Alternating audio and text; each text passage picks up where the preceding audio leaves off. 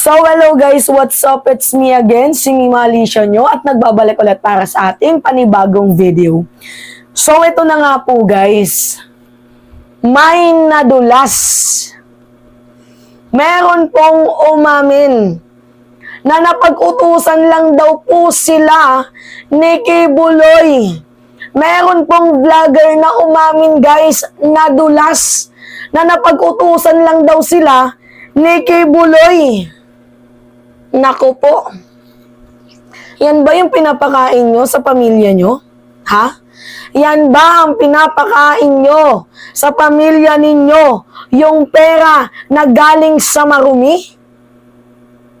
Nakakahiya kayo, ang aasim ninyo. Pera na nanggaling sa isang kriminal, allegedly. Kasi pinaghahanap ngayon ng batas eh. Pera na nanggaling sa isang sex offender, allegedly. Pera na nanggaling sa isang human trafficker, allegedly. Pera na nanggaling sa isang human rights violator, allegedly. Pera na nanggaling sa isang money launderer, allegedly.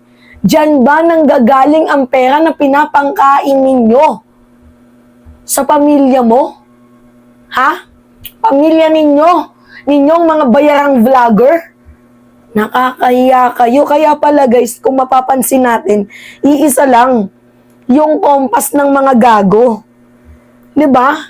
Ibinenta mo ang dignidad mo para lang suportahan ang isang allegedly sex offender, may kinakaharap na kaso, wanted sa FBI. Grabe. Nakakadiri.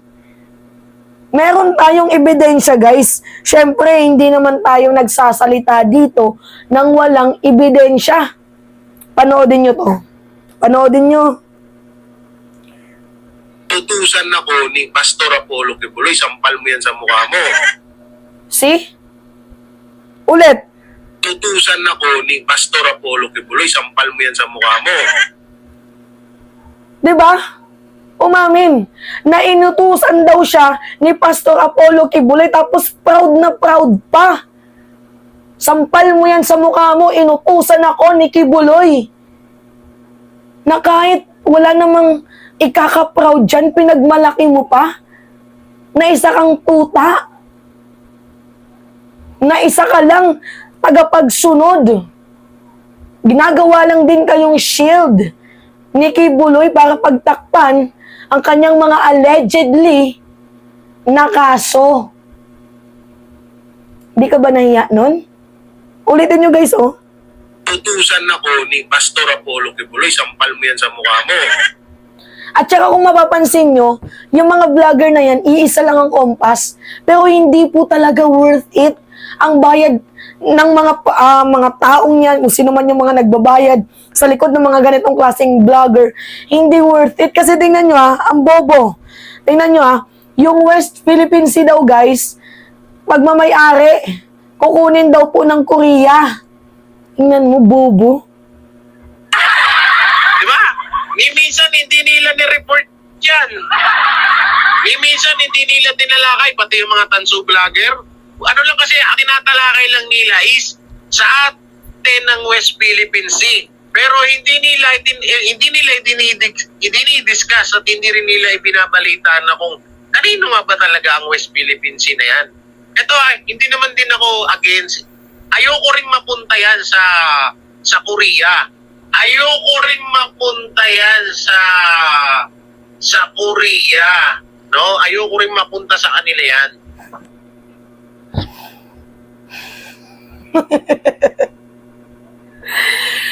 Ay, naku.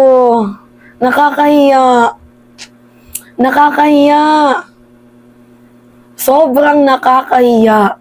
Hindi worth it yung bayad sa mga ganitong klaseng vlogger na hindi alam yung usapin sa politika. Basta meron lang mai-content. May ma-content lang. Nakakahiya. Ayoko ding mapunta ang West Philippine Sea sa Korea. Hindi naman po yung Korea yung nakikipag-agawan dyan. China. See? Package deal. Yung mga vlogger ng kabilang kubol. Bobo na nga. Malilibog pa. O paano nasabi ni Mima na malilibog? O tingnan nyo to. Tingnan nyo to guys. Yan po yung lalaking yan pumatol sa minor de edad. 13 years old. At ito guys, binubomba niya. Tingnan nyo ha. Yaks! Tingnan nyo, kadiri. Kadiri, Nilalapat niya yung putoy-toy niya. Tinitigasan siya dyan, guys. Tingnan nyo. Kadiri ka. Kasi wala naman siyang nauutong kaedad niya. 13 lang yung kaya niyang utuin. Tingnan nyo, guys, Tigas na tigas, libog na libog. Pedo nga. Perfect, no? Ang perfect ng supporters ni Kibuloy, kaugali niya din. O paano natin nasabing kaugali? Tingnan nyo si Oli. Lupok na nga yung ulo ng gago, malibog pa. Pinagtatakulan si Arlene Kayumanggi nang dahil sa paa. Oli, maganda din naman yung paa ko, baka gusto mo din. Sipa ko to sa yung animal ka. Ang libog mo hayop ka, Tingnan mo kung si Arlene, kahit medyo matanda sa akin si Arlene Kayumanggi, hindi ako papatalo sa'yo, kahit magsuntukan tayo, sinasabi ko yan. Pagsipa ko to sa'yo hayop ka. Ang lilibog ninyo. Ang lilibog ninyo. Alam nyo guys kung bakit ako galit? Sa mga malilibog. Kasi nung napanood ko, yung Senate hearing ni Senator Risa Ontiveros, kawawa. Yung mga minor na biniktima niya. Doon nag-ugat ang galit ko sa mga taong malilibog. Doon nag-ugat yung galit ko kung bakit galit ako kay Oli. Kasi nagsumbong sa akin si Arlene Kayumanggi. Na ganito yung ginawa sa kanya, pinagtatakulan siya. Habang inuungulan. Para matapos ang pagnanasa niya hanggang sa malabasan ang katas.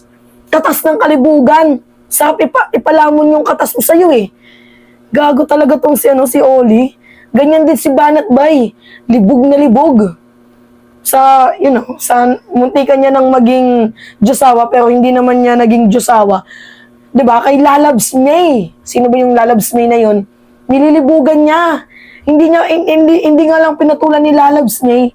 Kasi nga, pangit. Bobo. Lugi ka sana, Lalabs May, kung kung pinatulan mo yung isang allegedly bugaw. Diba?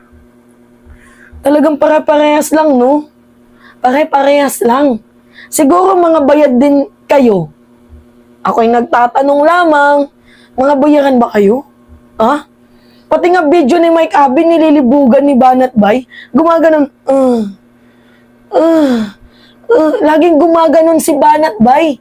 Bakit naman ganun, Banat Bay? Kalalaki mong tao. Pati video ni Mike Abin, nililibugan mo.